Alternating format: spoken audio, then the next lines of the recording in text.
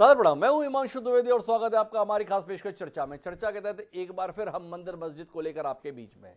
लोगों को बड़ी शिकायत है निजी चर्चा के अंतर्गत कि ये टीवी चैनल वालों को हुआ क्या है। इन्हें देश में कोई और मुद्दा नहीं दिखता, इन्हें दुनिया में कोई और विषय बातचीत के लायक नहीं दिखता, लेकिन करें क्या। देश जब खुद ही इस चर्चा में उलझा रहना चाहता है तो फिर टीवी चैनल्स के पास भी चारा क्या बचता है। पिछले हफ्ते 10 दिन से इस देश में चर्चा के केंद्र में एक बार फिर मंदिर मस्जिद हैं। कभी ताजमहल को लेकर विवाद है, कभी कुतुब मीनार को लेकर विवाद है, और अभी पिछले एक हफ्ते से तो ज्ञानवापी मस्जिद के संदर्भ में और काशी विश्वनाथ के संदर्भ में जिस तरीके का विवाद चल निकला है उसने अपने आप को इतना बड़ा आकार ले लिया है कि लगता है कि पूरा देश ही इस विवाद की जद में आ जाएगा। ज्ञानवापी मस्जिद के संदर्भ में सर्वे की रिपोर्ट आधिकारिक रूप से क्या आई, कोर्ट उसे किस रूप में संज्ञान में लेता है, आने वाले समय के लिए क्या दिशा निर्देश अदालत के अलग अलग स्तर पर जारी होते हैं, ये तो बात की बात है। अभी केवल सर्वे होने मात्र से ही पूरे देश से आवाजें आना शुरू हो गई हैं। अलग अलग जगह से बताया जा रहा है कि हमारे यहाँ पर भी जो ये मस्जिद है, इस मस्जिद को भी खोदा जाए, इस मस्जिद का भी सर्वे कराया जाए, और ये दावा किया जा रहा है कि इसके नीचे मंदिर है, इसके दाएं मंदिर है, इसके पीछे मंदिर है। कुल मिलाकर मंदिर और मस्जिद के फेर में 3 दशक के बाद फिर देश जाता हुआ दिखाई दे रहा है। सवाल इस बात का उठता है कि आखिर इस विवाद से हासिल क्या करने वाले हैं। इस देश ने 15 अगस्त 1947 को धर्मनिरपेक्ष स्वरूप को अंगीकार किया था, जिसके तहत यह आश्वासन इस देश में रहने वालों को दिया गया था कि यहाँ पर हर व्यक्ति को अपने धर्म के संदर्भ में विश्वास करने की, पूजा उपासना की स्वतंत्रता होगी। बदलती परिस्थितियों के साथ वो स्वरूप कुछ बदलता सा दिख रहा है। तो ऐसे में यह सवाल उठता है कि क्या हम अपनी भूल सुधार के संदर्भ में आगे बढ़ चले हैं, और अगर बढ़ चले हैं तो देश का नेतृत्व इस संदर्भ में एक स्पष्ट दृष्टिकोण क्यों नहीं सामने रखता है। यहां पर जिस प्रकार के विवाद हो रहे हैं उसमें आरोप ये है कि देश में वर्तमान में जिस पार्टी की सत्ता है वह इन चीज़ों को हवा दे रही है, लेकिन आधिकारिक रूप से भारतीय जनता पार्टी या उसके प्रमुख नेता के द्वारा कोई ऐसी बात कही गई हो ये दिखाई नहीं देता। हद तो यह है कि जिस बनारस को लेकर पूरा विवाद चल निकला है उस बनारस का संसद में प्रतिनिधित्व देश के सम्मानीय प्रधानमंत्री नरेंद्र मोदी जी करते हैं, और उन्होंने अभी तक इस मसले को लेकर अपना कोई नजरिया, अपना कोई दृष्टिकोण, अपना कोई मंतव्य सामने नहीं रखा है। सब लोग अपने अपने स्तर पर आकलन करने में, दावे करने में जुटे हैं। तो आज हम इसी मसले पर बात करेंगे। हमारा जानने का विषय जो है वो विषय के तौर पर ही जाहिर है हमारा विषय है कि इतिहास की खुदाई या भविष्य की लड़ाई। तो कुल मिलाकर इस खुदा के चक्कर में, इस खुदाई के चक्कर में जो कुछ हम कर रहे हैं वो भविष्य में एक बड़ी लड़ाई की ओर तो हमें नहीं ले जा रहा है, ये समझने की जरूरत है। वो लड़ाई दोनों रूप में देखी जा सकती है। क्या हम इस देश के धर्मनिरपेक्ष स्वरूप को बदलकर हिंदू राष्ट्र की अवधारणा पर अमल करने जा रहे हैं, उसकी लड़ाई के लिए हम आगे बढ़ चलें, या हम इस देश को गृह युद्ध की ओर धकेल रहे हैं, जिसके अंतर्गत हिंदू मुसलमानों के बीच में ये फैसला करना अब लाजिमी हो गया है कि आखिर इस देश में रहेगा तो कौन रहेगा। तो इसी पर हम बात करेंगे। 4 खास मेहमान हमारे साथ इस चर्चा का हिस्सा बनने के लिए मौजूद हैं, उनसे आपका परिचय कराएं और इस संवेदनशील मसले पर राजनीतिक पूर्वाग्रहों से ऊपर उठकर यथार्थपरक बात करने की कुछ कोशिश करें। उससे पहले समय है आज के विचार सूत्र का। हमारा आज का विचार सूत्र धर्म के संदर्भ में। हमारा सूत्र यह कहता है कि धर्मश्चा धर्म रूपो अस्ति तच्च गेयम विपश्चिता, अर्थात राजन किसी समय धर्म ही अधर्म रूप हो जाता है और कहीं अधर्म रूप दिखने वाला कर्म ही धर्म रूप बन जाता है। इसलिए विद्वान पुरुष को धर्म और अधर्म का रहस्य अच्छी तरह समझ लेना चाहिए। वेदव्यास जी के द्वारा जो ये कहा गया था, ये विद्वानों के संदर्भ में आग्रह है कि वह धर्म की अपने मनमाने अनुसार व्याख्या करने की चेष्टा न करें, बल्कि समय काल परिस्थिति के अनुसार एक संयम का, एक विद्वता का परिचय दें। क्या वह संयम और विद्वता का परिचय इस समय देश के राजनीतिक दे रहे हैं, इसके संदर्भ में हम विचार करें और इसकी रोशनी में अपनी चर्चा को आगे बढ़ाते हैं, जिसका हिस्सा बनने के लिए हमारे साथ कांग्रेस के मुखर नेता सैफ खान जी जुड़े हुए हैं। हमारे साथ में देश के वरिष्ठ पत्रकार प्रेम कुमार जी भी जुड़ चुके हैं। कुछ और मेहमान भी जब मेरे साथ जुड़ेंगे तो उनसे आपका परिचय कराएंगे, पर चर्चा शुरू करें उससे पहले 2 भारतीय जनता पार्टी के कद्दावर नेताओं के बयान इस कार्यक्रम में साझा करते हैं। एक भारतीय जनता पार्टी के राष्ट्रीय महासचिव हैं कैलाश विजयवर्गीय जी, और दूसरी है मध्य प्रदेश की सरकार में संस्कृति मंत्री का दायित्व निभा रहे उषा ठाकुर जी। वह इन मसलों को लेकर कुछ कह रहे हैं सार्वजनिक रूप पर। हमें सुनना चाहिए और उसके बाद में सैफ खान जी के पास चलना चाहिए, इस नजरिए की रोशनी में वो क्या सोचते हैं। एक बार सुनते हैं क्या कह रहे हैं कैलाश जी, क्या कह रही हैं उषा जी। देखिए, ऐसा है कि हमें इतिहास के पन्नों को सुधारना पड़ेगा। इतिहास में जिस तरीके से भारतीय सभ्यता संस्कृति को दबाया गया है, वो अब अपने आप निखर रही है मोदी जी के आने के बाद। लोगों को पता लगा, आज ज्ञानवापी मस्जिद के अंदर वो सारे दस्तावेज मिले हैं जो शिव मंदिर में होना चाहिए। तो मुगलों ने आकर यही किया था, सिर्फ हमारे आत्मसम्मान को ठेस पहुंचाने के लिए हमारी श्रद्धा के केंद्रों पर हमला किया था, और ये उसका जीता जागता उदाहरण है। इसलिए मैं समझता हूं कि खुद लोगों को बोल देना चाहिए कि हाँ, इतिहास में यह मंदिर था, जिनका मंदिर है उन्हें मंदिर मिलना चाहिए। बच्चों में धार्मिक संस्कार दृढ़ता से, कट्टरता से देना, ये माता बहनों की और परिवारजनों की जिम्मेदारी। और संस्कारों की कट्टरता सीखना हो तो मुसलमानों को अपना आदर्श बनाओ। 5 बार नमाज पढ़ने कोई बुलाता है उनको? बार बार निमंत्रण जाता है रोज कि आओ भैया? नहीं, तय हो गया, जो समय तय है उस पर टोपी धरेंगे। उनका छोटा बच्चा हो, बड़ा बच्चा हो, व्यापारी हो, अधिकारी हो, दुनिया के सब काम छोड़ेंगे और जाके नमाज पढ़ेंगे। और आप और हम, गांव में मंदिर बनाने का तो हमको शौक है, पर आरती में जाने का कोई शौक नहीं। तो ये हमारे साथ में उषा ठाकुर जी थी, ये कैलाश विजयवर्गीय थी। कैलाश विजयवर्गीय जी ने कहा कि जहां जहां चिन्ह पाए जा रहे हैं, मुसलमानों को चाहिए कि वह सौंप दें हिंदुओं को।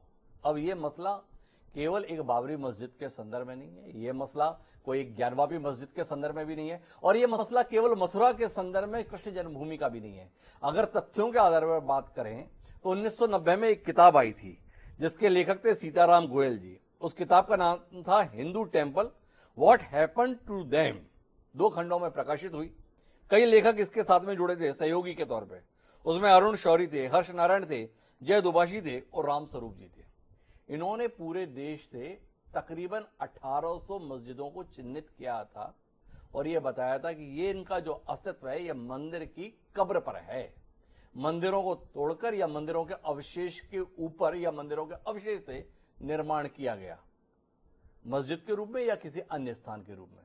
तो इस रोशनी में हम अपनी चर्चा को आगे बढ़ाते हैं, जिसका हिस्सा बनने के लिए हमारे साथ भारतीय जनता पार्टी के वरिष्ठ नेता और पूर्व मंत्री बृजमोहन अग्रवाल जी भी जुड़ गए हैं। लेकिन चर्चा की शुरुआत हम सैफ खान जी से करते हैं और सैफ खान जी से समझने की कोशिश करते हैं। विचार आ रहा है, जहां जहां पर भी हिंदुओं की धार्मिक भावनाएं प्रतीकों के रूप में, चिन्ह के रूप में, साक्ष्य के रूप में, इतिहास के तौर पर पाई जा रही हैं, वो वापस की जाए।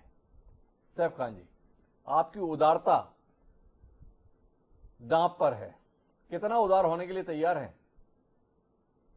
देखिए, सबसे पहले ये जो बात आपने रखी है कि आज या स्थापना अब जो है जरूरी है, या मुझे लगता है जो अब ये खतरा दिखाया जा रहा है, अब इस सरकार के बावजूद के जो है हिंदू खतरे में है, इसकी वजह से ये सब एसेट्स जो है ये वापस उनको मिलने चाहिए।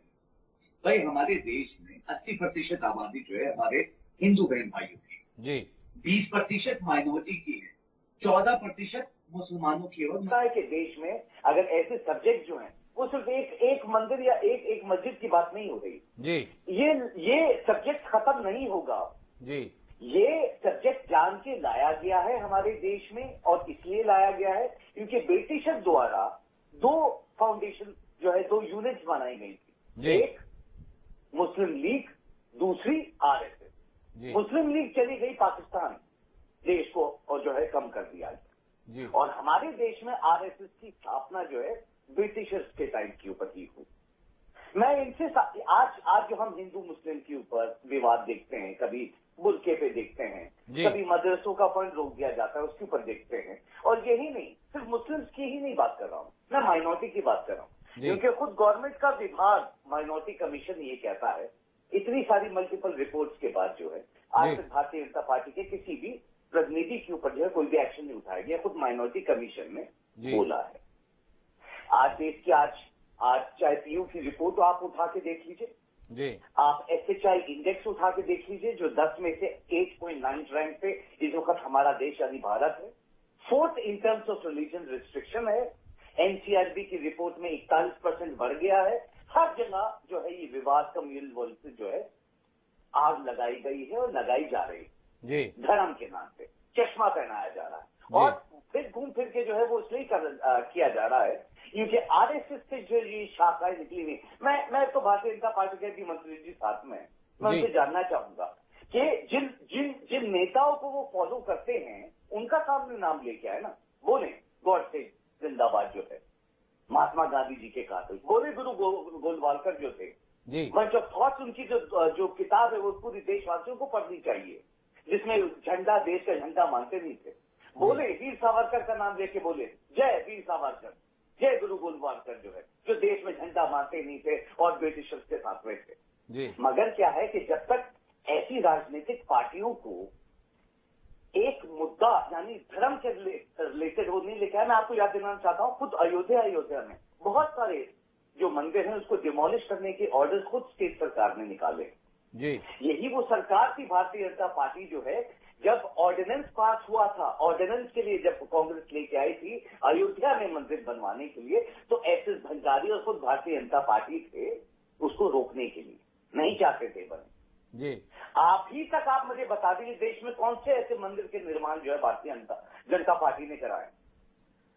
सवाल है, लेकिन मैं थोड़ा सैफ खान जी विषय पर रहना चाहता हूं। जो इस समय देश में माहौल बन रहा है वो माहौल ये बन रहा है कि जहां जहां पर भी ये संभावना है कि ये मस्जिद जो अस्तित्व में आई उसकी बुनियाद में कोई मंदिर दफन है, उस मंदिर को वापस निकालना होगा।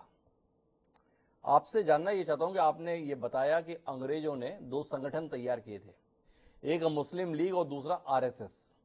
क्या आप बता रहे हैं कि मुस्लिम लीग अपने लक्ष्य, अपने उद्देश्य को प्राप्त करने में सफल हो गई, उसने एक इस्लामिक राष्ट्र अस्तित्व में ला दिया और वहां पे वह कायम है, पर आरएसएस एक नाकाम संगठन साबित हुआ जो हिंदुस्तान को हिंदू राष्ट्र नहीं बना पाया।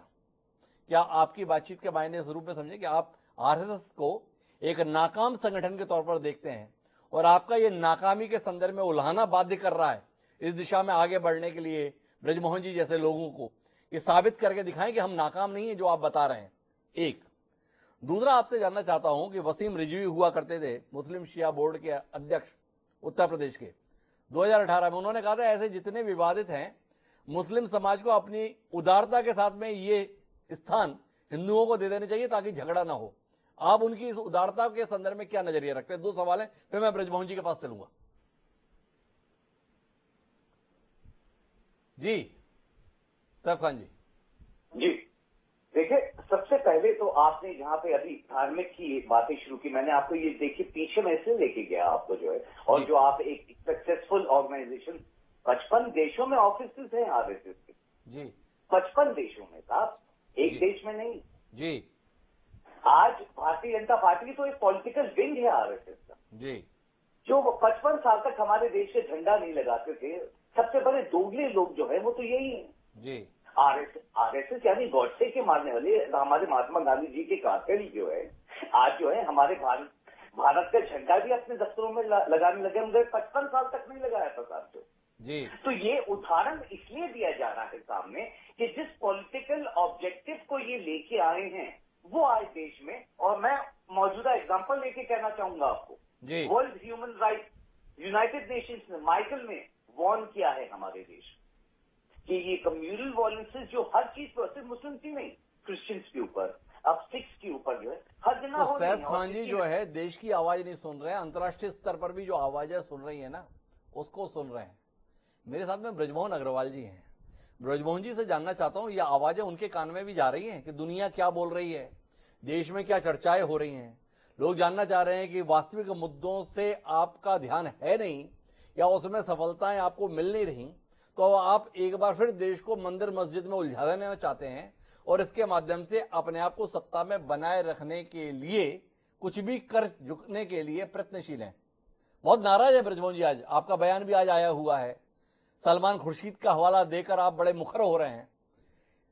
क्या हो गया जो ब्रजमोहन जी को अचानक इतना गुस्सा आया हुआ है?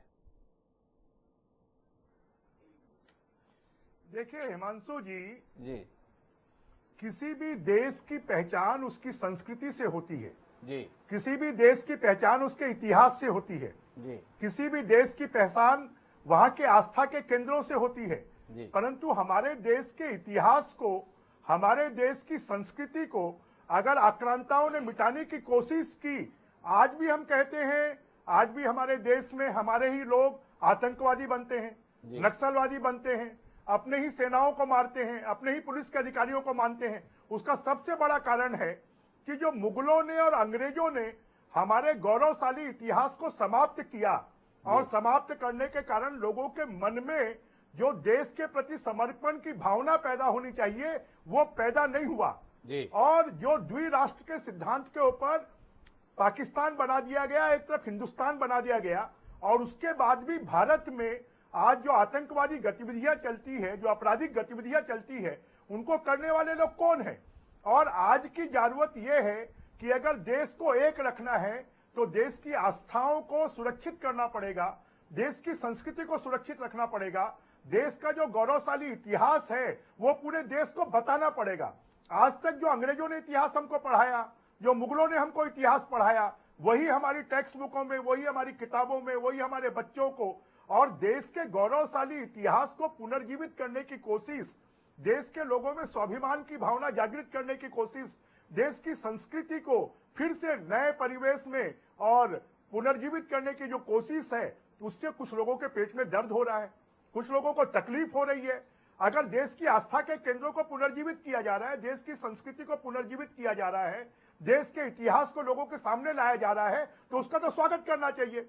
सलमान खुर्शीद साहब ने स्वयं ने कहा है कि काशी विश्वनाथ हिंदुओं के आस्था का केंद्र रहा है, और सोनिया जी चुप रही। अभी ज्ञानव्यापी के मामले में मैं तो नहीं बोल रहा हूं, बीजेपी तो नहीं बोल रही है, वहां पर तो सर्वे की टीम जाकर कोर्ट के आदेश पर वो जिन बातों को बता रही है उसको झुठलाने की कोशिश की जा रही है। कांग्रेस पार्टी को अपना रवैया इसमें सामने लाना चाहिए कि कांग्रेस की क्या सोच है, देश का जो इतिहास है वो सामने आना चाहिए कि नहीं, देश की संस्कृति जो है जिसको नष्ट करने की कोशिश की गई वो पुनर्जीवित होना चाहिए कि नहीं, देश के जो आस्था के केंद्र हैं, जो देश के पुनर्जागरण के केंद्र हैं, जनजागरण के केंद्र हैं, देश के एकात्मकता के केंद्र हैं, उन केंद्रों को फिर से रिवाइव होना चाहिए कि नहीं। कांग्रेस को अपनी नीति इसके बारे में बताना चाहिए। बड़े महत्वपूर्ण सवाल है ब्रजमोहन जी, थोड़ा मैं आपसे समझना चाहता हूं, आपने जो मुद्दे उठाए हैं, ये जो देश की गौरवशाली इतिहास का उन्नयन होना चाहिए कि नहीं, पुनर्स्थापित होना चाहिए कि नहीं।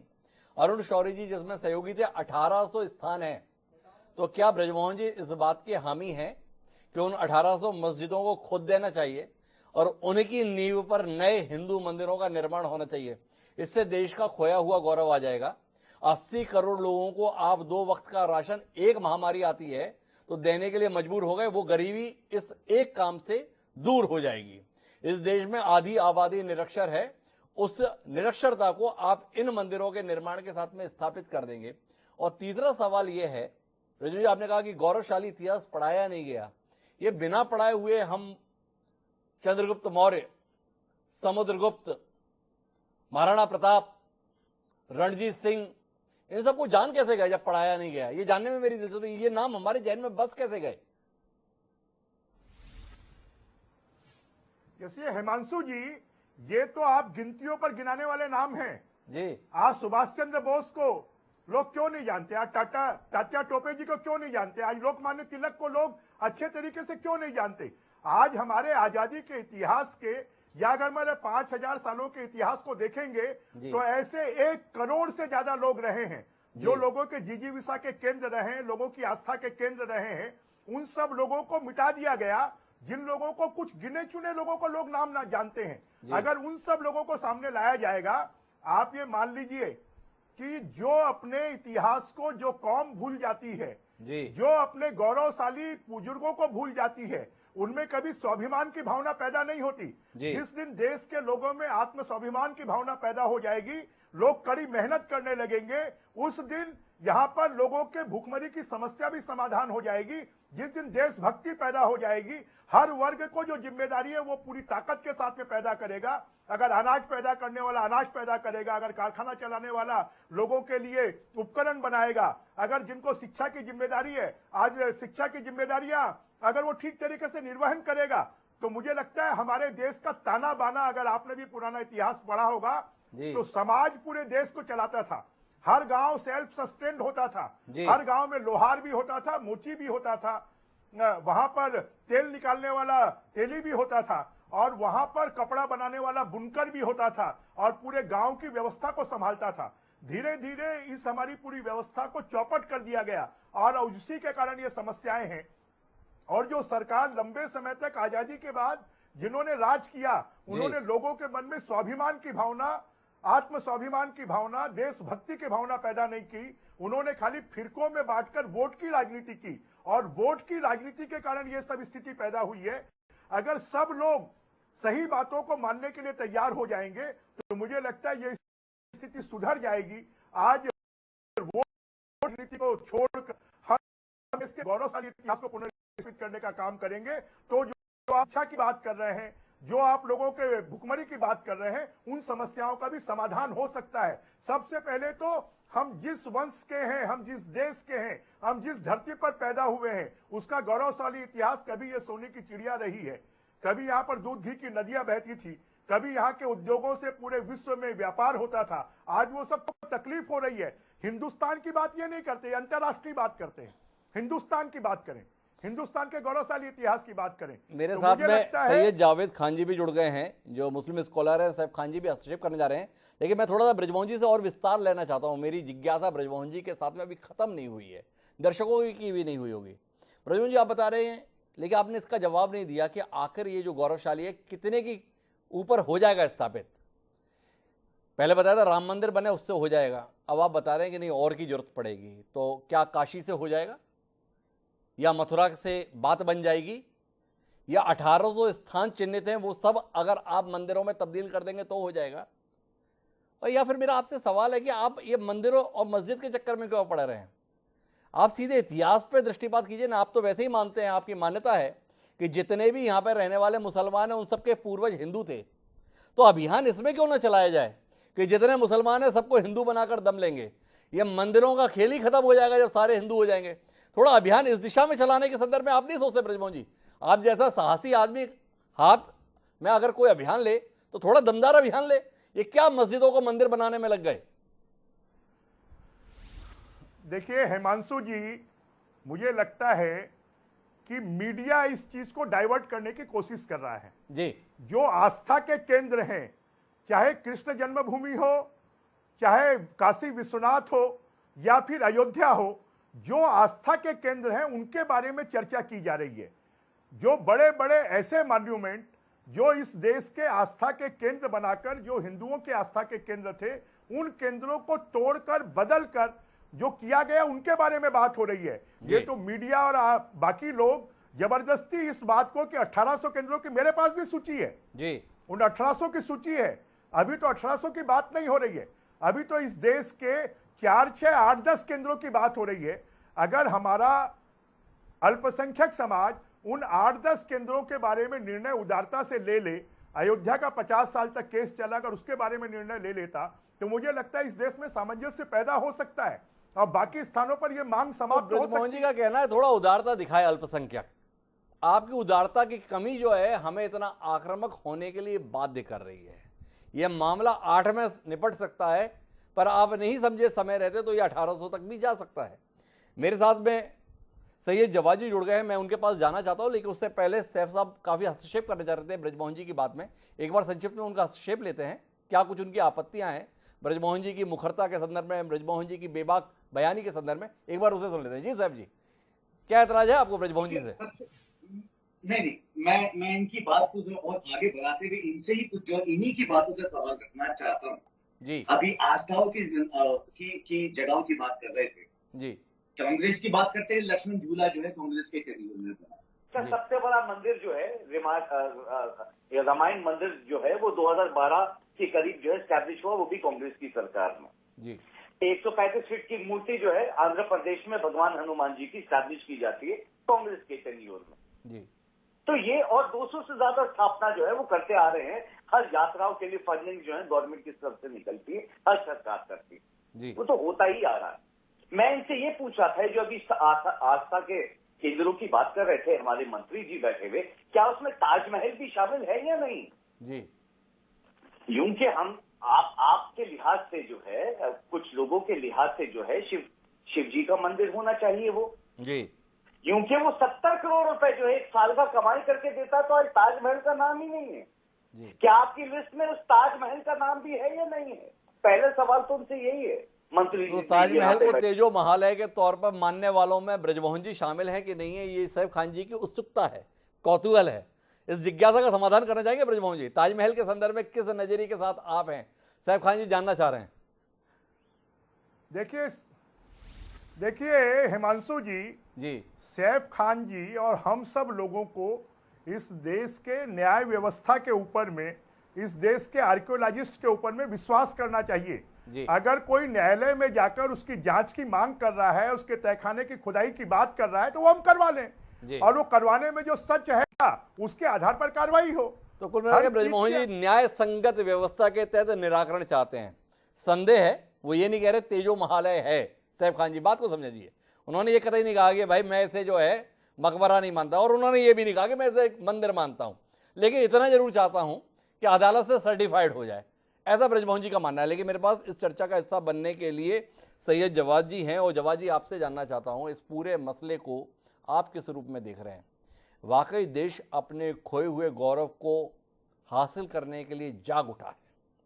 देश की जनता को यह एहसास हो गया हम क्या थे और अभी क्या हो रखे हैं, और इन कोशिशों के तहत एक एक चीज को चिन्हित किया जा रहा है और उसको वापस उस स्वरूप में लाने के लिए प्रयास है जिसके आधार पर देश एक बार फिर सोने की चिड़िया बन सके। तो ऐसे प्रयासों में आप लोग हम कदम बनेंगे, सहयोगी बनेंगे, या अवरोध डालेंगे? ये सवाल है। क्या कहते हैं जवाद जी? पहले अपनी बात जो है ना बता देता हूँ, हम हमेशा से भारत के साथ थे, हैं, और इंशाल्लाह मरते दम तक इसी मिट्टी में मिलकर जाएंगे और भारत के साथ ही रहेंगे, इसमें तो कोई संदेह वाली बात ही नहीं। दूसरी चीज, मैं इस मौजू के ऊपर आता हूँ जिस मौजू के ऊपर बहस हो रही है। देखिए अभी जो ये पूरा प्रकरण चल रहा है, इसके अंदर मुझे 3 चीजें साफ नजर आ रही है। पहला जो है, इसको जो है इतिहास के तौर पर देखा जा रहा है, और इतिहास के ऊपर ही जो है इन्होंने प्रश्नवाचक चिन्ह जो है वो लगा रखा है कि इतिहास सही है। इनके अकॉर्डिंग इतिहास जहां पे इनको लगता है सही है वो ले लेते हैं, और जहां इनको लगता है कि इतिहास नहीं है तो वामपंथियों ने लिख दिया, कांग्रेसियों ने लिख दिया, इन्होंने लिख दिया, उन्होंने लिख दिया। पहला इसका जो मौजू जुड़ा हुआ है वो इतिहास से जुड़ा हुआ है। दूसरा इसका जो मौजू जुड़ा हुआ है, जिसका पक्ष जुड़ा हुआ है, वो जुड़ा हुआ है आपका जो है उसका थोड़ी कानूनी प्रक्रिया से जी, कि इसमें कानूनी प्रक्रिया रहेगी। तीसरा जो इसका जुड़ा हुआ है, जो असली मौजू मुझको लगता है जो असल है, वो पर्दे से पीछे से भारतीय जनता पार्टी की और आरएसएस की राजनीति से जुड़ा हुआ है। वो क्यों है हिमांशु जी, इसको गौर से समझिएगा। देखिए राम मंदिर बन गया, और राम मंदिर बनने के बाद बहुत सुकून से बन गया, और यहाँ के तमाम भारतवासियों ने, एक सुप्रीम कोर्ट ने फैसला दिया और उसको यहाँ के लोगों ने एक्सेप्ट कर लिया। अब राम मंदिर के आगे, क्योंकि इन्होंने इतने साल सियासत जो है वो राम मंदिर के इर्द गिर्द ही घुमाई है और वो मंदिर के इर्द गिर्द घूमती रही, और उसी के नाम पे वोट भी मिले और सत्ता भी मिली और जिसका ये सुख भोज रहे हैं। आगे का नक्शा क्या? देखिए मैं साफ कह रहा हूं और कई टीवी चैनल पे कह चुका हूं, ये पूरी 2024 की तैयारी कर रहे हैं भारतीय जनता पार्टी के लोग। इसके पीछे पर्दे का खेल जो है वो यही है कि 2024 में जनता को बताने के लिए नहीं है, क्योंकि जो जनता के असली मुद्दे हैं, बेरोजगारी कहां पर है, महंगाई कहां पर है, उसके बाद आप देखिए महंगाई आज नहीं तो दिन ब दिन बढ़ती चली जा रही है, आज फिर सिलेंडर के दाम बढ़ा दिए। उसके बाद शिक्षा व्यवस्था कैसी है, उसके बाद आप देखिए स्वास्थ्य व्यवस्थाएं कैसी हैं, गांवों के अंदर आप जाके देख लीजिए, पूरे के गांव जो है आजकल बेरोजगारी की कगार पे खड़े हुए। इन सारे मूलभूत मुद्दों पे बात करने के लिए भारतीय जनता पार्टी के पास कुछ नहीं है, और वो चुनाव में नहीं लड़ सकते। किसानों के अंदर भी नाराजगी वो हम देख रहे हैं। आने वाले समय में भारतीय जनता पार्टी के लिए 2024 में चुनाव जो है वो बहुत मुश्किल दौर से गुजरेंगे। सही जवाब जी, आपकी बात से इत्तेफाक रखते हुए सवाल करना चाहता हूं, जब आप जैसा कुशाग्र आदमी इस बात को बड़ी आसानी से समझ पा रहा है कि ये सब कुछ नहीं है, ये सब 2024 की तैयारी है, तो फिर आपका समाज उस तैयारी में इतना मददगार बन के भूमिका क्यों निभा रहा है? मतलब इनकी तरफ से 2 बयान आते हैं, 5 बयान आपके यहां से शुरू हो जाते हैं। ओवैसी साहब चिल्ला रहे हैं कयामत तक बनी रहेगी मस्जिद। अब ओवैसी साहब जब ऐसा बोलते हैं तो उसके साथ ही आप भाजपा के जिस तथाकथित एजेंडे की बात कर रहे हैं, ब्रजमोहन जी को जिस कटघरे में खड़ा करने की चेष्टा कर रहे हैं, तो ऐसा लगता है उसमें सबसे बड़े मददगार तो आपके ही लोग हो जा रहे हैं। क्या आप नहीं मानते कि आपके लोगों का गैर जिम्मेदाराना रवैया इस मसले में भाजपा की या संघ की मदद कर रहा है? देखिए, मैं आप इतने बड़े वरिष्ठ पत्रकार हैं और मुझे बड़ी खुशी होती है कि आप बहुत निष्पक्ष तरीके से जो है अपनी पत्रकारिता को और बड़े ही खूबसूरत अंदाज में जो आपकी अल्फाजों की अदायगी है साहब, मैं उस चीज का कायल भी हूँ जी। देखिए क्या है, मैं कई बार भी इस चीज को कहता हूँ, असदुद्दीन ओवैसी साहब या AIMIM जी एक लौती मुसलमानों की पार्टी या एक अकेले मुसलमानों के लीडर हिंदुस्तान में नहीं है जी। तमाम दीगर पार्टी के अंदर अब उनको क्या है कि भारतीय जनता पार्टी उनको ही टारगेट करती है, क्योंकि भारतीय जनता पार्टी को बड़ा सूट करता है कि इधर से वो और इधर से ये। तमाम बड़े बड़े दीगर लीडर जो हैं वो भारतीय जनता पार्टी में भी अच्छे अच्छे मुसलमान लीडर हैं, चाहे वो शाहनवाज हुसैन साहब हो, मुख्तार अब्बास नकवी साहब हो, नजमा हिप्तुल्लाह बिरी, तमाम ये पॉलिटिकल चीजें हमें समझ में आती हैं और हम इसको बहुत गौर से देखते भी। कांग्रेस में भी बहुत अच्छे अच्छे लीडर रहे, समाजवादी पार्टी में भी रहे, तमाम दीगर पार्टियों में, देश की पार्टियों में ये रहे। ये मौजू ही बिल्कुल अलग है। अब मैं आता हूँ देखिए इसकी गहराई के ऊपर। वो बराहत इंदौरी साहब का एक शेर है, वो आपने सुना होगा शायद, कि अंदर का जहर चूम लिया, धुल के आ गए, और जितने शरीफ लोग थे सब खुल के आ गए। देखिए पहले अभी क्या कहा था भारतीय जनता पार्टी के माननीय पूर्व मंत्री जी ने कि भारतीय जनता पार्टी का इससे कोई लेना देना नहीं। मैं इनसे सिर्फ 2-4 सवाल करूंगा 1 on 1, अगर इसका ये जवाब दे दें तो बड़ी खूबसूरत होगी। पहला सवाल, जवाब देने में पीछे रहते नहीं है, मिल जाएंगे आपको, मैं भरोसा देता हूं आपको। मुझे ये बताइए कि 1991 के वर्शिप एक्ट के साथ भारतीय जनता पार्टी खड़ी है या उसके विरोध में खड़ी है? पहला सवाल ये बताइए। दूसरा सवाल मुझको आप ये बताइए, क्या 2024 के एजेंडे के अंदर आपका ज्ञान वापी और मथुरा काशी रहने वाले हैं या नहीं रहने वाले हैं? आज टीवी चैनल पे बोल दीजिए कि हमें इन दोनों मुद्दों से कोई लेना देना नहीं है भारतीय जनता पार्टी को, ये बता दीजिए। तीसरा ये बता दीजिए कि ये पूरा प्रकरण चल रहा है, इसमें आपकी भूमिका बैकडोर से है या नहीं है? 3 सवाल मेरे ख्याल से एक बार में 3 सवाल काफी हैं जावेद जी। तो ब्रजमोहन जी 3 सवाल है, मुझे जाना प्रेम कुमार जी के पास है, लेकिन जावेद जी की उत्सुकता है कि ब्रजमोहन जी क्या सोचते हैं, और ब्रजमोहन जी जो सोचते हैं वो भाजपा की सोच के रूप में समझा जाए। तो उनका पहला सवाल, 1991 में PV नरसिम्हा राव की सरकार ने एक वर्शिप एक्ट लाया था, आजकल उसका बड़ा जिक्र हो रहा है, आप अनभिज्ञ नहीं होंगे, आप तो वैसे भी जो लोग नहीं जानते वो आप जानते हैं, तो आपसे जानना चाहते हैं वो कि उसके मुद्दे पर आपका नजरिया क्या है, एक। दूसरा, उन्होंने ज्ञानवापी और इसके संदर्भ में जानना चाहा है कि इसमें आपका 2024 के एजेंडे में ये रहेगा कि नहीं रहेगा। मथुरा काशी आपने भी नारे लगाए थे ब्रजमोहन जी, अयोध्या तो झांकी है, मथुरा काशी बाकी है, फिर भी वो आपसे पुष्टि चाहते हैं, 2। और तीसरा ये कि ये जो सब कुछ चल रहा है इसके पीछे आप लोग हैं कि नहीं है, आपका उत्तर। जी ब्रजमोहन जी। देखिए 1991 में नरसिम्हा राव जी ने जो वर्शिप एक्ट लाया उसका कारण ही यह था कि पूरे देश में एक नाराजगी बढ़ रही थी कि जो हिंदुओं के आस्था के केंद्र हैं उनको समाप्त किया गया है और उन आस्था के केंद्रों को बहाल किया जाए, और इसलिए कांग्रेस ने वोट की राजनीति के कारण ये 91 का एक्ट लाया था, और इस एक्ट के खिलाफ ही लोग कोर्ट जा रहे हैं। हम तो न्यायालय के जो निर्णय होंगे, जो जांच कमेटी, जो एक्सपर्ट कमेटी, जो हमारे आर्कियोलॉजिस्ट, थोड़ा रुकिए ना ब्रजमोहन जी की बात सुन लीजिए पूरा जी, और उसके आधार पर हम चलेंगे, उस पर हम चलेंगे। और दूसरा जो 2024 का चुनाव है जी, इसकी हमें आवश्यकता नहीं है जी। भारतीय जनता पार्टी ने तो सांस्कृतिक राष्ट्रवाद को स्वीकार किया है, और सांस्कृतिक राष्ट्रवाद के आधार पर हमको जिस रास्ते पर चलना पड़ेगा उस रास्ते पर हम चलेंगे, उससे हमको कोई रोक नहीं सकता। और ये सांस्कृतिक राष्ट्रवाद आज का नहीं है, ये सांस्कृतिक राष्ट्रवाद जब भारतीय जनसंघ बना था उस समय से सांस्कृतिक राष्ट्रवाद को हमने अपना एजेंडा बनाया है, हमने इसको अपनाया है। और देखिए हमें 2024 में मथुरा काशी या ज्ञानव्यापी को हमारा इशू बनाने की जरूरत नहीं है, वो तो आपके चैनल में जो लोग बैठे हैं वो स्वयं हमारा एजेंडा बना देंगे, हमको इसको बनाने की जरूरत नहीं है। तो कुल मिला के मददगार के तौर पर केवल ओवैसी नहीं है, मददगार के तौर पर सैफ खान जी भी हैं, मददगार के तौर पर सैयद जवाद जी भी हैं, ऐसा ब्रजमोहन जी का कार्यक्रम में दावा है। मैं आपसे उत्तर लेने के लिए आऊँगा, लेकिन मेरे साथ में देश के वरिष्ठ पत्रकार प्रेम कुमार जी जुड़े हुए हैं, अपनी तटस्थ राय ऐसे मसलों पर बहुत खूबसूरती से रखते हैं, तो मैं उनसे बात करना चाहता हूं।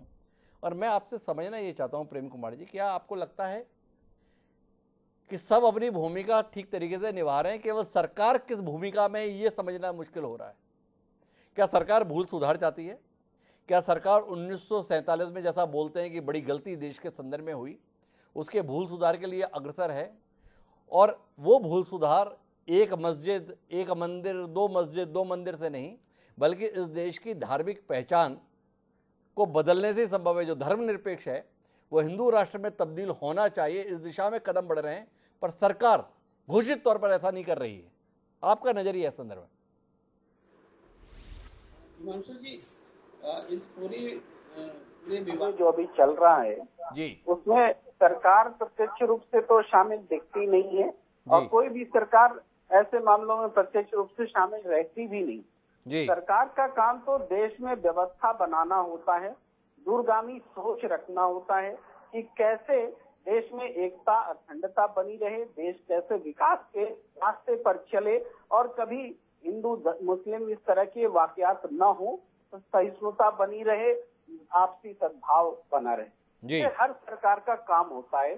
सरकार इसी मकसद के साथ संभवतः 1991 में जो एक्ट आया था, जो उपासना स्थल का एक्ट, कि 1947 के बाद जो न तो मंदिर को मस्जिद में, न तो मस्जिद को मंदिर में बदला जा सकेगा, मैं बोलचाल की भाषा में बोल रहा हूँ, ये वही भावना रही। लेकिन आज भारतीय जनता पार्टी भी, जो कभी अयोध्या आंदोलन कर चुकी, उन्होंने वो डायरेक्ट काशी मथुरा के मुद्दे पर खुलकर जुड़कर सामने नहीं आ रही है कि हम इस मुद्दे को उठाना चाहते, क्योंकि उनका एक कमिटमेंट भी रहा है पहले से कि बस इतना ही हमें अयोध्या चाहिए था उसी पर। आज भी बीजेपी ऐसे किसी भी मुहिम में डायरेक्ट पार्टी के तौर पर शामिल नहीं है। लेकिन बृजमोहन अग्रवाल जी को मैं सुन रहा था, ये 8-10 जगहों पर बदलाव की आकांक्षा रखते हैं इसके बावजूद, लेकिन बीजेपी का ये घोषित नहीं है कि हम ये आकांक्षा रखते हैं। ये बृजमोहन जी का है जो हमने आज सुना। प्रेम जी, मैं बीच में रोकना चाहता हूं आपके इस आकलन के संदर्भ में। जब विश्व हिंदू परिषद के द्वारा राम मंदिर का संकल्प लिया गया था, तब भी तुरंत भारतीय जनता पार्टी उसका हिस्सा नहीं बनी थी उस अभियान का। जब एक वातावरण का निर्माण विश्व हिंदू परिषद के द्वारा पूरे देश में कर लिया गया था, उसके बाद भारतीय जनता पार्टी खुलकर अपने एजेंडे में राम मंदिर निर्माण को लेकर आई थी, राष्ट्रीय अस्मिता का प्रश्न बनाकर।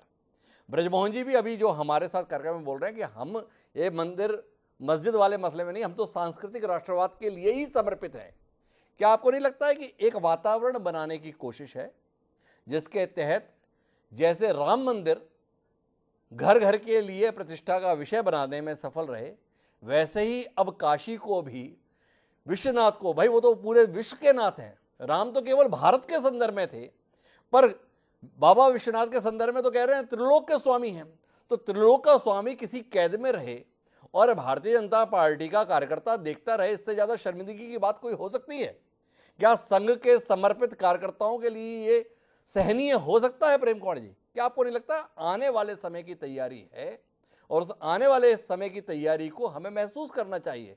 कुल मिलाकर जो जनसंघ का उद्देश्य था, जो भाजपा का उद्देश्य था, जिसे साहस के साथ यह ब्रजमोहन जी स्वीकार कर रहे हैं, क्या आप उस दिशा में बढ़ते हुए कदमों को देख नहीं पा रहे? डॉक्टर हिमांशु जी, आपने बहुत ऐसे अंदाज में सवाल किया है जो निश्चित रूप से बृजमोहन अग्रवाल जी को के भी चेहरे पर मैं देख रहा हूं कि थोड़ी सी बेचैनी है। तो ये प्रश्न बेचैन करने वाला है भारतीय जनता पार्टी को कि उनके कार्यकर्ता सुषुप्तावस्था में दिख रहे हैं। लेकिन यकीन मानिए, जितने भी अदालत में प्रकरण उठाए जा रहे हैं या लोग इस मुद्दे को उठा रहे हैं, उन सब का परिचय प्राप्त कर लीजिए। सब किसी न किसी भाजपा के अनुषंगी संस्थाओं से जुड़े हुए लोग हैं। आम आदमी जाकर के कोर्ट में नहीं जा रहा है, वो किसी न किसी संगठन का सचिव, उपाध्यक्ष, अध्यक्ष, वो वही लोग जा रहे हैं और वो भाजपा के अनुषंगी। हाँ, मदद कैसे कर रहे हैं? जैसे बृजमोहन अग्रवाल जी ने कहा कि सांस्कृतिक राष्ट्रवाद के ये पैरोकार हैं और अपनी अतीत को गौरवशाली अतीत को पुनर्जीवित करना चाहते हैं। इस तरीके से एक वातावरण के निर्माण करने में इनकी है। अब है कि यहाँ पर थोड़ा सा हमें बताना पड़ेगा, याद दिलाना पड़ेगा कि सांस्कृतिक राष्ट्रवाद और अतीत के को लौटो, इसका सबसे बड़ा प्रवक्ता हमारी धरती पर कौन हुआ जी? वो हुए स्वामी विवेकानंद जी। इनसे बड़ा वो सबके आदर्श हैं, ब्रिजमोहन जी के भी आदर्श हैं और इस देश के बहुत सारे लोगों के आदर्श हैं, हमारे भी जी। तो वो उन्होंने क्या कहा, उन्होंने कभी मंदिर तोड़ने की बात नहीं की जी। तब भी मुगल वाला काल बीत चुका था। उन्होंने कहा जब शिकागो में भाषण दिया कि दुनिया का कोई भी पीड़ित समुदाय नहीं है जिसको हिंदुस्तान ने शरण नहीं दी जी। दुनिया का कोई धर्म नहीं है जिसको हमने शरण नहीं दिया। ये है हमारा सांस्कृतिक जो अतीत है, राष्ट्रवाद है, वो उसकी बुनियाद ये है। तो उससे इतर अगर मंदिर की रक्षा करना बहुत जरूरी है, मंदिर निर्माण भी जरूरी है, लेकिन श्री राम कभी नहीं चाहेंगे कि अन्याय के रास्ते से श्री राम की मंदिर का निर्माण हो, या कोई भी ईश्वर के जो हमारे अवतार हैं, भगवान नहीं चाहेंगे कि अन्याय के तरीके से चीजें स्थापित हों, क्योंकि जैसे ही इस रास्ते में हम बढ़ते हैं, भगवान प्रेम कुमार जी एक बात बताइए, मतलब ये उदारता के संदर्भ में ये बात ठीक है, ब्रजमोहन जी से आपकी शिकायत भी ठीक है, पर लोग करें क्या? अब अगर मस्जिद का सर्वे हो और ये दावा हो कि बाबा वहाँ विराजित है, तो उसके बाद हिंदू करे क्या? देखता रहे कि वहाँ वजू होता रहे? संकट है ना, तो समाधान तो खोजना पड़ेगा, और समाधान सैफ खान जी को भी खोजना पड़ेगा और सैयद जवाद जी को भी खोजना पड़ेगा। क्या कहते हैं?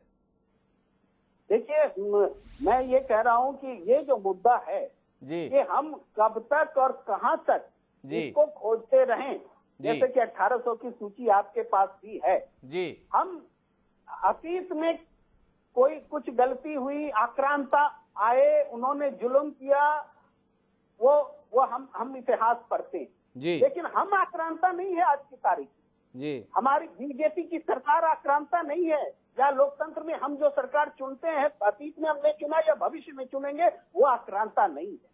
वो भी वैसा ही व्यवहार नहीं करेंगे कि उन चीजों को तोड़ करके फिर से बनाएंगे, फिर हम में और उनमें फर्क क्या रहेगा? ये सवाल प्रेम कुमार जी ने उठाया, जिसका उत्तर लेने के लिए मुझे ब्रजमोहन जी के पास जाना पड़ेगा।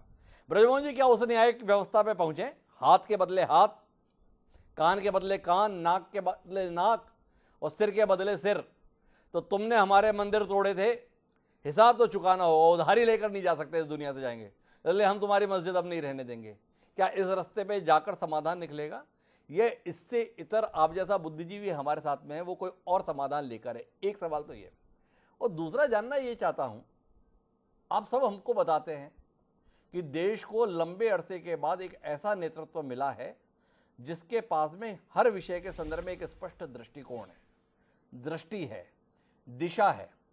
इतना नाजुक मसला चल रहा है ज्ञानवापी के संदर्भ में, देश के प्रधानमंत्री के तौर पर तो छोड़िए, वहां तो उस क्षेत्र के जिम्मेदार सांसद भी हैं, सब अपनी अपनी बात बोल ले रहे हैं, पर हमने अभी तक सुना नहीं कि उस क्षेत्र के सांसद माननीय नरेंद्र मोदी जी ने कुछ कहा। आप तो पार्टी के बहुत वरिष्ठ नेता हैं, क्या आप तक कोई आवाज पहुंचेगी? क्या नजरिया है, क्या दृष्टिकोण है, क्या दिशा है, ताकि देश, चूंकि आज की तारीख में सबसे ज्यादा सुनता किसकी है? उन्हीं की सुनता है। क्या आपको नहीं लगता है कि ऐसे नाजुक मसले पर उनकी आवाज देश के बीच में आनी चाहिए? देखिए हिमांशु जी, भारत ये वसुधैव कुटुंबकम का जी कि पूरे विश्व को एक परिवार मानने वाला देश है, ये यहाँ की संस्कृति है जी। हमने तो कभी आक्रांताओं के ऊपर भी हमले नहीं किए हैं जी, आक्रांताओं को भी हमने शरण दी है, और आज भी हम पाकिस्तान अलग बनने के बाद द्विराष्ट्र द्विधर्म के आधार पर जब बढ़ गया, उसके बाद भी भारत ने सबके साथ में बराबरी का व्यवहार किया। आज भारत में अलग अलग धर्म के मानने वाले लोगों के लिए अलग अलग कानून बने, ये सिर्फ भारत ही है जी। विश्व का कोई दूसरा देश नहीं है। दूसरे देश में सबके लिए समान नागरिक संहिता होती है, परंतु भारत में नहीं है। आज के समय पर इस प्रकार की बात तो मीडिया वाले करते हैं, इस देश में ऐसा कभी नहीं हो सकता। मैं माफी के साथ ब्रजमोहन जी आपको बीच में रोक रहा हूं। जो आप इस भारत की विशेषता बता रहे हैं, जो भारत की उपलब्धि बता रहे हैं, पर आप तो इसके खिलाफत के साथ में ही पल के बड़े हुए हैं ब्रजमोहन जी। समान नागरिक संहिता भाजपा के एजेंडे का अभिन्न हिस्सा रहा है। जो अलग अलग धर्मों के लिए अलग अलग कानून आप इस देश की विशेषता के तौर पर बता रहे हैं, आप तो इसके सबसे बड़े विरोधी रहे हैं। आपके तो संकल्प में है। अब जो तीसरा काम आपको कर दिखाना है, आपने धारा 370 की समाप्ति कर दी, राम मंदिर का निर्माण कर दिया। जो एक काम आपका कहा हुआ बाकी है वो केवल समान नागरिक संहिता है, तो वह तो आप करने ही जा रहे हैं। इसीलिए तो इस संदर्भ में आपसे इतने सवाल हैं, तो इस पर कोई दृष्टि दीजिए ना। इसे आप अपने खाते में कैसे शामिल कर लेंगे? ये तो आप शिकायत की शक्ल में बोलते थे, इस कार्यक्रम में अचानक आप इसे पक्ष में बोलने लगे। हिमांशु जी शिकायत की शक्ल में नहीं, ये जो भारत की विशेषता है, और आज यहाँ पर ये सब होने के बाद भी दूसरे धर्म के लोग यहाँ पर पाकिस्तान से ज्यादा, अरब कंट्रीज से ज्यादा, बाकी देशों से ज्यादा अगर सुविधाजनक तरीके से हैं तो हिंदुस्तान में हैं। उनके लिए जितनी सुविधाएं यहाँ के बहुसंख्यक को है उतनी उनको भी सुविधाएं हैं। उसके बाद आप इस प्रकार की चर्चा करते हैं। कभी भारत में ये सब नहीं हो सकता, क्योंकि भारत जो हमारा सनातन पंथ है, सनातन धर्म है, वो आज का नहीं है, लाखों साल पुराना है। हमारे ऋग्वेद, हमारे यजुर्वेद, हमारे सामवेद, उसमें जो बातें बताई गई है वो किसी के साथ में अन्याय, अत्याचार या हत्या की बातें नहीं बताई गई हैं। उन्होंने तो पूरे विश्व को कैसे एक कर हम चल सकते हैं ये हमको बताया है। और आज के समय पर आप हर चीज पर प्रधानमंत्री जी को ले आते हैं। सोनिया गांधी जी क्यों नहीं बोल रही है? राहुल गांधी जी क्यों नहीं बोल रहे हैं? और प्रधानमंत्री जी आज वहां हुआ क्या है? आज तो वहां जांच चल रही है, आज वहां पर न्यायालय के परीक्षण में हो रहा है, तो क्या न्यायालय के काम में हस्तक्षेप करेंगे प्रधानमंत्री जी? कमाल हो गया ब्रजमोहन जी, आपकी शिकायत भी बताइए मुझसे क्या हुई। मेरी उम्मीद है अगर देश के प्रधानमंत्री के संदर्भ में, मेरी उम्मीद है अगर बनारस के सांसद के संदर्भ में, तो भी आपको शिकायत है। जबकि आप तो मुझे भरोसा हमेशा ही दिलाते हैं, चिंता क्यों करते हो? जब हमारे पास नरेंद्र मोदी जैसा नेता है तो फिर जाके आपको कोई चिंता करने की जरूरत क्या है? तो मैंने अपनी चिंताएं आपसे साझा की, तो आपने कहा कि कहाँ प्रधानमंत्री को ले आते हो, कहाँ मोदी जी को ले आते हो। आप सोनिया जी और राहुल जी से कोई उम्मीद नहीं रखना, ये बात भी मुझे हमेशा बताते हो। और यहाँ पर मुझसे कह रहे हो यार आप सोनिया जी और राहुल जी से नहीं पूछते हो। आप पहले खुद ही मना करते हो सोनिया जी और राहुल जी से कोई उम्मीद मत करना, और यहाँ पर मुझे उम्मीद उन्हीं के संदर्भ में जगा रहे हो। हिमांशु जी, जब कोई मामला कोर्ट के निर्देश पर चल रहा है तो उसमें प्रधानमंत्री जी कहां से आ गए? न्यायालय देख रहा है, उसके निरीक्षण में चल रहा है। जिस दिन उसका निर्णय आ जाएगा उसके बाद अगर कोई सरकार को करने की आवश्यकता है तो उसके बाद उनका निर्णय आएगा। आज तो मुझे लगता है कि प्रधानमंत्री जी से आपका कुछ कहने की अपेक्षा करना मुझे लगता है बहुत जल्दबाजी है। और इस जल्दबाजी में आज तो हम भी कुछ कहने की स्थिति में नहीं है। आज तो हम तो बहुत छोटे नेता हैं, एक स्टेट के नेता हैं। जब हम कुछ कहने की स्थिति में नहीं है तो प्रधानमंत्री जी कहां से कहेंगे? क्या इतनी आसानी से अपने आप को छोटा नेता बता दिए? दिल्ली में प्रचार के लिए आप जाएं, झारखंड में प्रचार के लिए आप जाएं, राजनाथ सिंह जी की कॉन्स्टिट्यूंसी का कामकाज आप संभालें, और हमें यह बताएं हम छोटे से नेता हैं और हम मान लेंगे। पर आपसे सवाल यह है कि चलिए इस मामले पे कोई कुछ ना बोले, पर ये जो लगातार आवेदन आ रहे हैं, एप्लीकेशन आ रही हैं, इस मस्जिद की भी खुदाई करवाओ, इस मस्जिद का भी सर्वे करवाओ, इस मंदिर के संदर्भ में भी पड़ताल कराओ। जब आप जैसा बुद्धिजीवी ये कह रहा है भैया कि अदालत की कार्रवाई चल रही है, चलने दो, तो ये जो मांगे आ रही है इसके संदर्भ में आप जैसा सुशिक्षित जन नेता कुछ तो कहेगा जिससे लोगों को दिशा मिल सके। ऐसी एप्लीकेशन और आनी चाहिए या अभी इस पर कुछ संयम रखना चाहिए? नहीं हिमांशु जी, निश्चित रूप से इसके ऊपर में संयम रखना चाहिए जी। और जो हमारे इस देश के आस्था के केंद्र कुछ गिने चुने स्थान हैं जिनसे पूरे देश के लोगों की आस्था है, ऐसे केंद्रों के बारे में बात है। और मुझे लगता है कि अभी तक ना केंद्र की सरकार ने ना किसी राज्य सरकार ने ऐसे किसी स्थान पर खुदाई के लिए आग्रह किया है।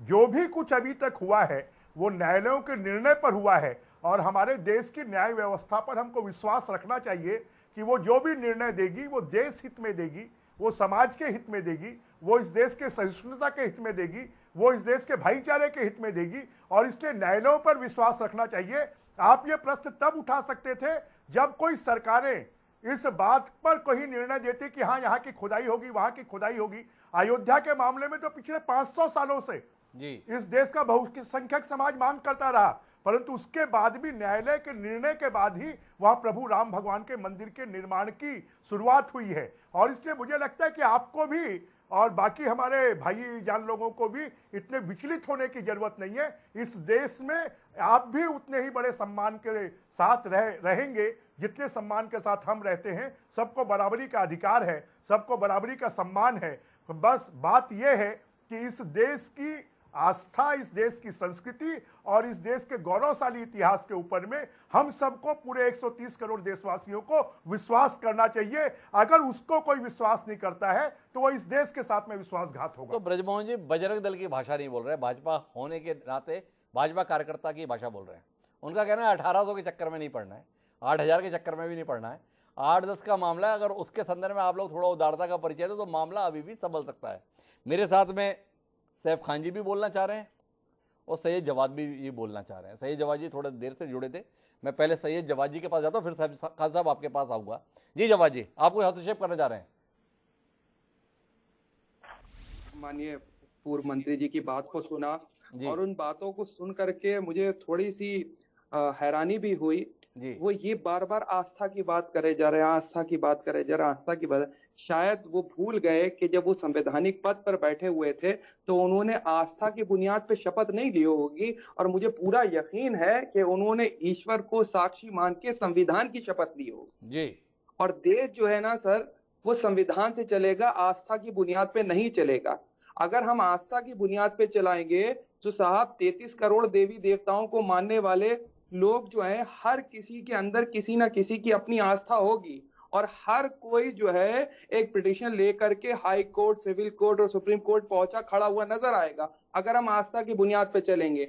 और आस्था सिर्फ जो है एक मेजोटेरियन पॉलिटिक्स के ऊपर नहीं चलेगी। यहाँ पे बौद्ध को भी मानने वाले लोग हैं, बौद्ध के भी बहुत से मंदिर तोड़े गए। वो मैं उस हिस्ट्री में नहीं जाने वाला हूँ क्योंकि सर थोड़ा बहुत मैं भी पढ़ करके आता हूँ और पढ़ करके जो समझ पाया उसी की बुनियाद पे सर आपको बता रहा हूँ। रीजन क्या है, जब अगर आप आस्था की बुनियाद पे देश लेकर के चलेंगे तो देश को आप जो है गर्क के अंदर डाल देंगे।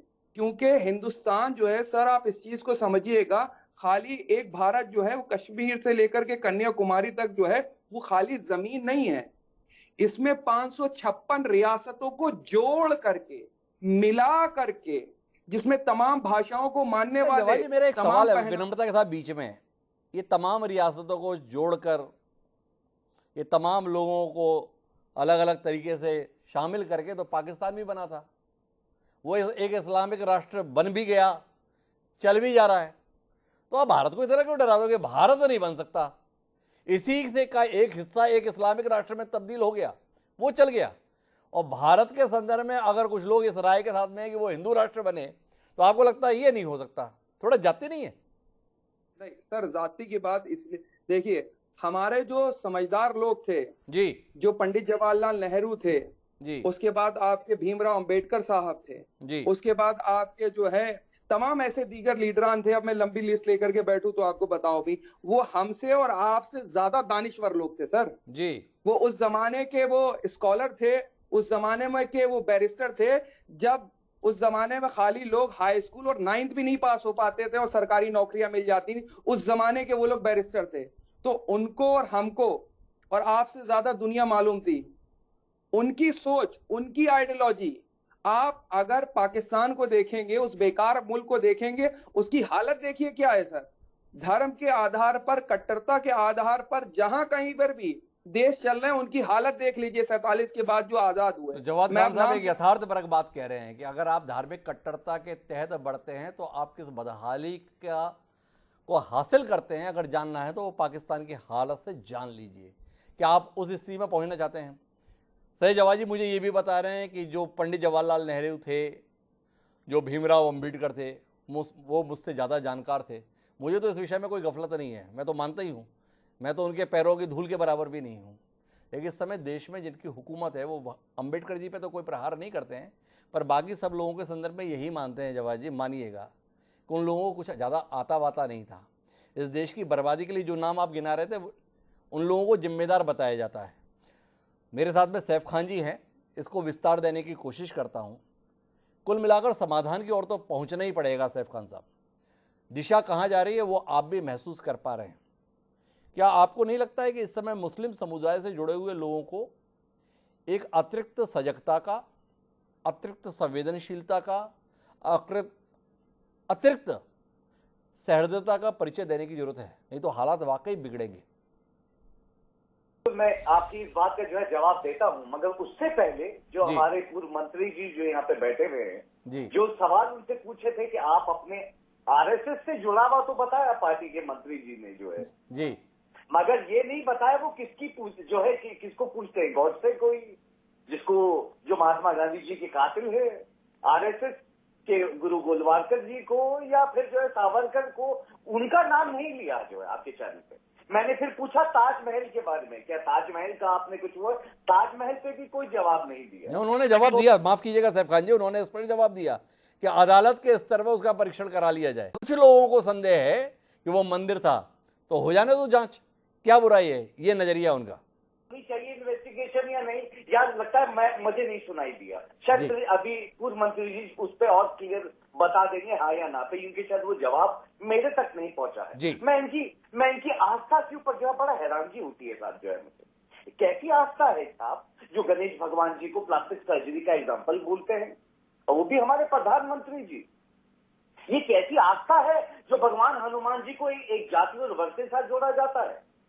उत्तर प्रदेश के हमारे जो है सीएम योगी आदित्यनाथ जी, ब्रजमोहन जी को हस्तक्षेप कर जा रहे हैं, ब्रजमोहन जी की बात सुनते हैं जी। आप गणेश जी हनुमान जी के ऊपर में कमेंट्स मत करिए। अगर कोई अच्छी बातें हैं उनका उदाहरण लेकर आप गणेश जी हनुमान जी पर कमेंट्स मत करिए। आप ये कमेंट्स कर गलत बात कर रहे हैं। ये देश की आस्था के प्रतीक है गणेश जी हनुमान जी, आप ऐसी बात नहीं करेंगे। आप गणेश जी हनुमान जी के बारे में ऐसी बात नहीं करेंगे। आप जो बात कर रहे हैं वो गलत बात कर रहे हैं। ब्रजमोहन जी बहुत नाराज हैं कि सैफ खान जी ने ये वाला उदाहरण क्यों दे दिए, लेकिन महत्वपूर्ण इस समय गणेश जी क्या थे, हनुमान जी क्या थे, ये नहीं है। महत्वपूर्ण जो बात है वो ये है कि आखिर हम देश को ले जाना कहाँ चाहते हैं। कार्यक्रम का मेरा समय समाप्त हो रहा है। मैं आखिरी टिप्पणी के लिए प्रेम कुमार जी आपके पास आना चाहता हूँ और आपसे समझना चाहता हूँ, क्या आपको लग रहा है कि ये इतिहास की खुदाई हमें एक भविष्य में नई लड़ाई के लिए ले जा रही है? क्या आप ये चीज़ देख पा रहे हैं, या आपको लगता है ये अंदेशा हमारा फिजूल का है, ऐसा कुछ होने वाला नहीं है, कुछ दिन की सुर्खियां हैं, इससे ज़्यादा इसको महत्व देने की ज़रूरत नहीं है, देश परिपक्व है, इन चीज़ों में प्रतिक्रिया नहीं देगा। पर मैं ये चिंता आपसे इसलिए साझा कर रहा हूँ कि आज पेट्रोल का दाम 120 रुपये हो गया, लोग सड़क पर नहीं उतरते। आज बता रहे हैं कि महंगाई सबसे ज़्यादा आंकड़ा पहुँच गया, इसके बावजूद भी विपक्षी दलों के आह्वान पर लोग सड़क पर नहीं उतरते। गैस सिलेंडर 1000 रुपये को पार कर गया, इसके बावजूद भी कोई चूड़ियां फोड़ने के लिए सड़क पर नहीं आ रहा है। बेरोजगारी की दृष्टि से कतार बहुत लंबी है, ये हम सबको बताने की कोशिश देश के अन्य राजनीतिक दलों के लोग करते हैं, पर इसके बावजूद भी आवाज़ें मुखर रूप से सुनाई नहीं देती हैं। लेकिन आपको सुनाई देता होगा, जब से एक पक्ष ने यह दावा किया कि मस्जिद प्रांगण में बाबा मिल गए हैं, हर ओर से आवाज़ आ रही है, हर ओर से आवाज़ इस संदर्भ में रोज मुखर हो रही है। क्या कहते हैं आप? आखिरी टिप्पणी आपकी। निश्चित रूप से डॉक्टर हिमांशु जी, अभी बहुत गंभीरता के साथ ये योजना बना करके अचानक से ये स्थिति पैदा की गई है कि हर शहर में ये विवाद जो है, इस किस्म के विवाद पैदा हो, और ऐसा होने दिया जा रहा है जी। देश के जिम्मेदार लोग जो समझते हैं कि पूरी देश की जनता पर उनकी पकड़ है, वो खामोशी से तमाशा देख रहे हैं। एक्चुअली वो तमाशा नहीं देख रहे हैं, वो वास्तव में उसको करने में वो शामिल है, होने देने में उनकी इच्छा है। तो ये जो है खतरनाक स्थिति की ओर हम बढ़ रहे हैं, और हिंदू और मुसलमान का जो फसाद है वो आने वाले समय में इस सोच के साथ और बढ़ेगा। और हमारी जो प्राथमिकताएं जो आपने गिनाई, जिसमें हम हंगर इंडेक्स में पीछे रहते हैं, बेरोजगारी में सबसे आगे रहते हैं, उसी तरीके से दूसरे पैमानों पर पिछड़ रहे हैं, उनसे हमारी चिंता को अलग करके एक ऐसी दिशा में हम बढ़ने जा रहे हैं जो निश्चित रूप से श्रीलंका बना देगा इस देश को। ये बहुत खतरनाक। प्रेम कुमार जी राहुल गांधी की टिप्पणी के साथ खड़े हो गए हैं, लेकिन हम अपने स्तर पर यह महसूस करते हैं इस पूरे मसले के संदर्भ में कि ये विषय काफ़ी संवेदनशील हो गया है। देश एक नाजुक मोड़ पर खड़ा हो गया है, जिसमें शायद देश को ये तय करना है कि 1947 में जिस राह पर चलना देश ने तय किया था वो राह सही थी या हमें नई राह पर चलना है। और ऐसे समय पे सरकार की ओर से एक स्पष्ट दृष्टि आना बेहद जरूरी हो गया है। ब्रजमोहन जी भले ही कहें कि हमें कानूनी तौर पर फैसलों का इंतजार करना चाहिए, लेकिन हुकूमतें कानूनी फैसलों का इंतजार नहीं करती, और कानूनी फैसले आ भी जाएं तो जनता की ज़रूरतों के आधार पर या अपनी सियासी ज़रूरतों के आधार पर उन फैसलों को बदल भी देती हैं, चाहे वो शाहबानों के संदर्भ में हो और चाहे वो अनुसूचित जाति जनजाति के संदर्भ में हो। उन फैसलों को बदलते हुए हमने प्रत्यक्ष देखा है। उम्मीद करते हैं इस नाजुक मसले के संदर्भ में एक स्पष्ट दृष्टि के साथ देश की मजबूत सरकार अपना नज़रिया जल्द सार्वजनिक करेगी, ताकि जो कहा गया है कि जो भी हो फैसला वो खुलेआम होना चाहिए। तो समय आ गया है जब देश कहाँ जाएगा ये बात खुलेआम हुक्मरानों के द्वारा सार्वजनिक की जानी चाहिए। क्या हुक्मरान ऐसा करेंगे, ये जानने में हमारी दिलचस्पी है। लेकिन आप चारों मेहमानों का बहुत बहुत धन्यवाद इस गंभीर चर्चा का हिस्सा बनने के लिए। समय है अब आज के शेर का। जिस प्रकार की चिंताएं आने वाले वक्त के लिए इस कार्यक्रम में साझा हुई हैं, उसी को व्यक्त करता हुआ आज का ये शेर जो ये कहता है कि इतनी कम उम्री में लड़ना सीख गए, कि इतनी कम उम्री में लड़ना सीख गए, खून खराबा जहर उगलना सीख गए, कब चिड़िया के बच्चे उड़ना सीखेंगे, कब चिड़िया के बच्चे उड़ना सीखेंगे, सांप के बच्चे पेड़ पे चढ़ना सीख गए। महशर आफरीदी ने जो ये शेर कहा था, इसको समझने की कोशिश हम में से हर एक को करनी चाहिए। समझेंगे तो उसी अनुसार अपने कदम भी उठा लेंगे। तो बहरहाल अब मुझे दीजिए इजाजत, कल फिर मिलते हैं नए विषय के साथ। तब तक के लिए सलाम।